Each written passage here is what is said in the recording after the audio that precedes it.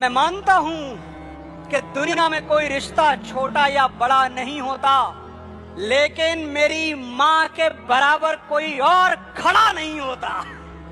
मेरे इंतजार में खुली आंखों से बस वही सो सकती है, मेरे दुख में मुझसे ज्यादा बस वही रो सकती है।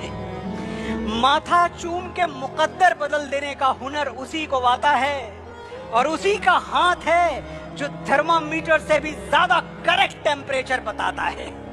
मैंने मोहब्बत की तमाम किताबें पढ़ के देख ली, पहले पन्ने पर माँ का ही नाम लिखा था। वो मुझ पे तब से जान देती है जब मैं प्रेगनेंसी स्ट्रिप पर सिर्फ एक लकीर बन के दिखा था। हिसाब के देख लो, दुनिया के हर रिश्ते में कुछ अधूरा आधा निकलेगा। एक माँ का प्यार है जो दूसरों से 9 महीने